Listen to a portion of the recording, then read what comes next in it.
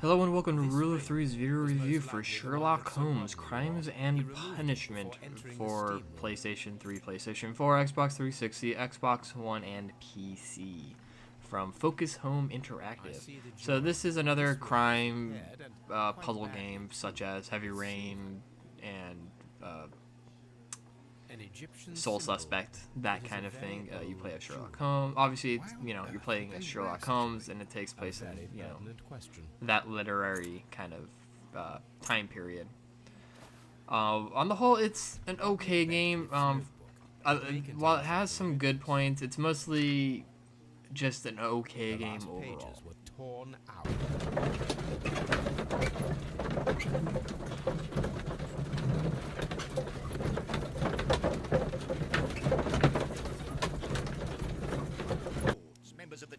So the story of Sherlock Holmes is, there's a couple. It's mostly, mini crimes that have happened, like mini crime stories. So you have 5 cases in total. Each case tells a different story. There is an overarching story that has to deal with a group known as the Merry Men.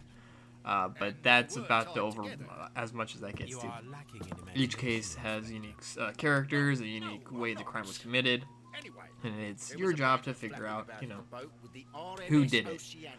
On the whole, the actual crimes are fairly interesting. The first one's a little slow, but they start picking up more and more, and they're not all just murder. Some of them are just like kind of mystery crimes, like a disappearing train and what's going on there. Now they usually involve murder, but it's not always you go to a crime scene and investigate. Some of them you do have to kind of just investigate kind of the area, talk about to the locals, and figure out what's going on.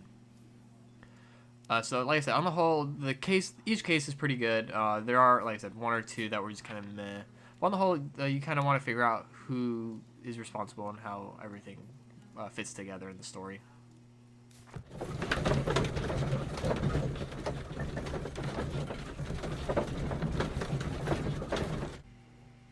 Gameplay for Sherlock Holmes is pretty simple. You walk around each area that you can go to. You have a map and you can go to certain locations.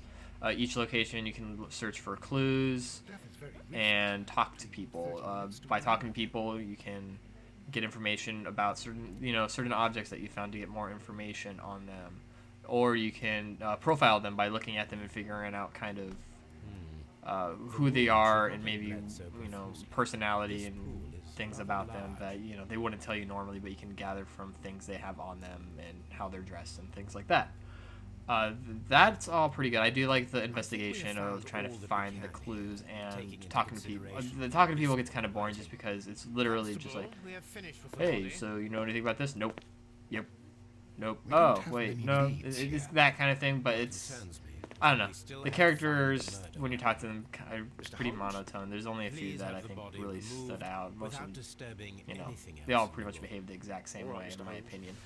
Other than that, as you gather clues, you'll unlock little things in kind of an intuitive mind clue thing where you'll have different clues and you have to link those clues together to come up with the plausible solution. Now this is where I kind of have a beef with the game, is based on how you do this part of the game is what ending you'll get. There are multiple endings for this game based off of your conclusions to each case. Each case has a couple of endings that you can get to based off of who you decided to blame for the crime. The problem I have with this is the game doesn't really tell you exactly who did it ever. It's a lot of circumstantial evidence you'll be trying to pin people on, and in my opinion, most of these, like how you end up with some of these things and the end outcome of, like, if there were a court trial, it would be thrown out because it's all circumstantial, and that's my biggest beef with this game, is just the evidence and things you collect are very, very, very, very circumstantial. You never find a piece of evidence in this entire game that really went, he did it, he is the murderer, or he, is the culprit for 100% sure.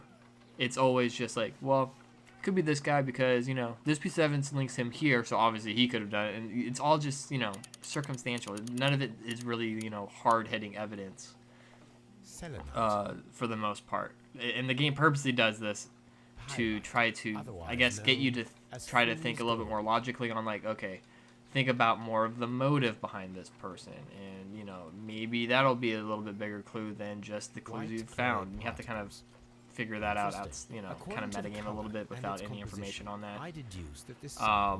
White clay. Other than that, let's see. I need to find which of visitors this morning. Yeah, just there's a moral system in place that affects the outcome versus you can, if you believe the person, committed the murder because, they're pure evil, you can just, give them to the police. Or you can kind of absolve them and tell them, like, hey, I know this, you didn't mean to do this on purpose.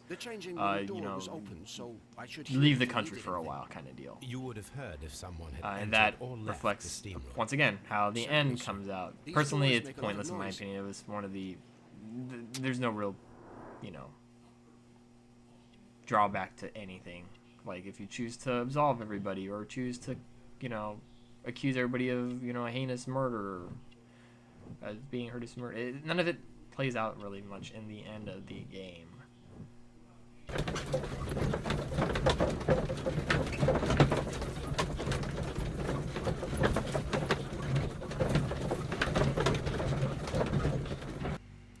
So Sherlock Holmes: Crime and Punishment, while I don't think is a great game, it is a fun, entertaining game, and it is, at least it kills some time as well. The wound should not have so like I said, the main drawback is just the ending of cases, the moral system were kind of bleh, and like I said, where the overarching story is also kind of I think we have found all that we didn't can have any taking real into consideration oomph to it, in my opinion.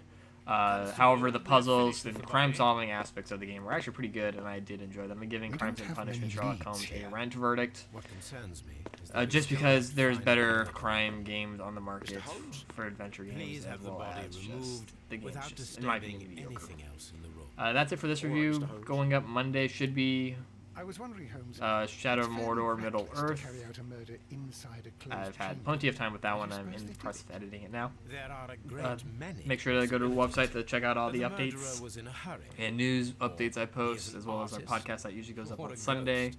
unless Or he somebody wanted forgets to to send me ensure files, that which is I'd what be happened brought last in week. on the case. Make sure to check us or like us on Facebook, Twitter. Subscribe to our channel. Leave comments below and anything you think I can improve on, or just any criticism. I try to take all criticism to heart, and as long as it's civil. If you're just insulting me, I'm just not going to pay attention to you.